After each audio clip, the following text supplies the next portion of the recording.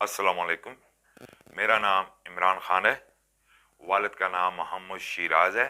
मैं सकना गुरगुश्ती का रहायशी हूँ और महल्ला जान बांडा है। लिहाजा मैं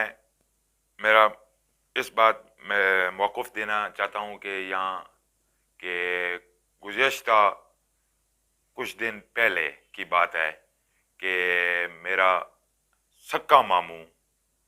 अब्दुल रज़ाक गांव गुरगुश्ती का रहने वाला, उसके साथ मेरा कोई तकरार हुआ। हमारी कोई जायदाद का मसला था, कोई ज़मीनों का, और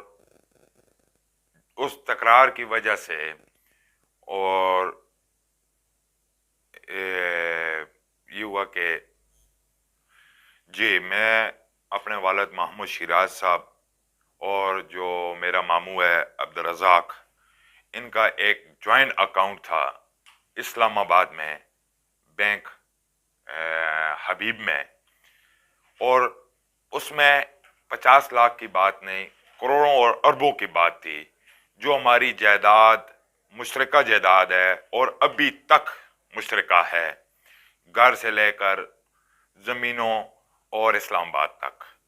और अभी तक कोई तकसीम नहीं हुई। लिहाजा ये बात मैं कई लोगों को के इल्म में नहीं है कि ये असल मसला क्या है, और मेरे ऊपर तनकीद लोगों ने की मेरे पीछे से। लिहाजा क्योंकि उन लोगों को सच्ची बात का इल्म नहीं है, मैं उनको ये बताना चाहता हूँ कि ये मेरा सक्का मामू है, और इससे मेरा ये तकरार हुआ कि जो मेरा वालिद साहब अनपढ़ है, कि उसके अनपढ़ होने की वजह से इसने फ़ायदा उठाया, और वो अंगूठा छाप है, और इसने जॉइंट अकाउंट से 50 लाख रुपए रकम इसने आज से 3-4 साल पहले इसने वहाँ से निकाल ली। लिहाजा जब हमें पता चला तो हमने इससे मुतालबा किया कि भाई वो पैसे मुश्तरक हैं वो हमें वापस की जाए। लिहाजा इसने टाल मटोल से काम लिया। आज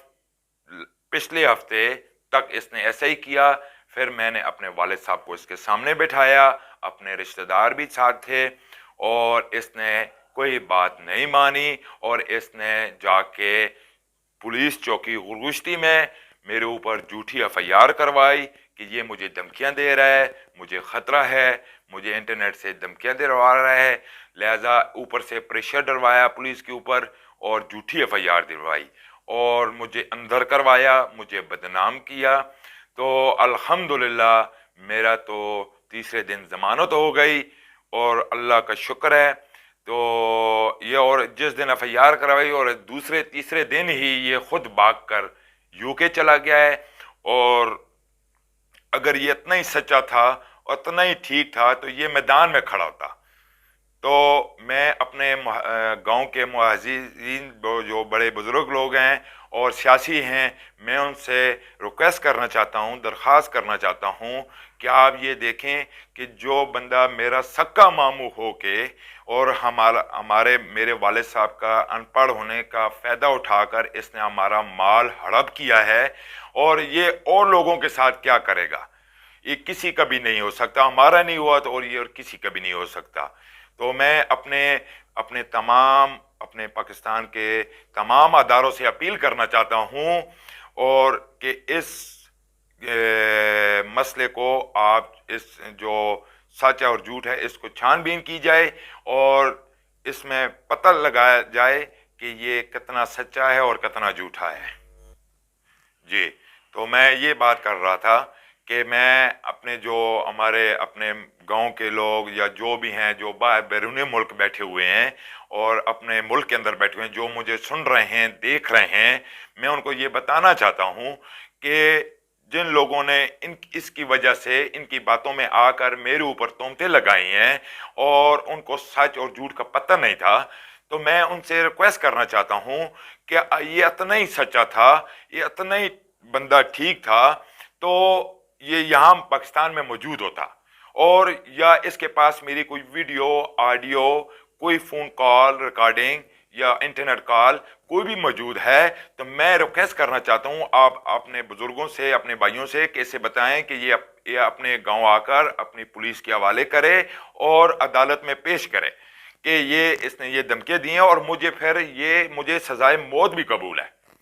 لہذا یہ جھوٹا ہے, یہ فراڈی ہے, اس نے میرے والد صاحب کے ان پڑھ ہونے کی وجہ سے فائدہ اٹھایا اور اس نے دھوکہ دہی سے اس نے پیسہ نکالا ہے چیک سے اور خود سین کیے ہیں, اور میرے والد صاحب کے خود اس نے سین کر کے, کچے سین ہوتے ہیں اس کے, اور اس نے خود کر کے اس نے نکالا. اور میں والد صاحب میرا جو میں اس کا ایک ہی بیٹا ہوں, اور میں یہ چاہتا ہوں کہ اس کو پتہ ہے, یہ خود جا کے وہاں بھاگ کے بیٹھ گیا ہے کہ میں کل آؤں گا تو یہ میں پھر دوبارہ مطالبہ یہ کروں گا اور بار بار کرتا رہوں گا, کیونکہ میں اپنے حصے کی بات کر رہا ہوں جو میرا حق بنتا ہے, جو مجھے شریعت بھی دلواتی ہے اور قانون پاکستان بھی دلواتا ہے. میرے والد کا حصہ ہے اور میں حصے دار ہوں, اور لہٰذا آج بھی یہ تقسیم کرنی ہے اور 1 سال بعد بھی تقسیم کرنی ہے اور اس کو کرنی پڑے گی. لہٰذا میں یہ گزارش کرنا چاہتا ہوں کہ یہ اتنا ہی ٹھیک ہے تو مہربانی کر کے پاکستان آئے اور سامنے بیٹھے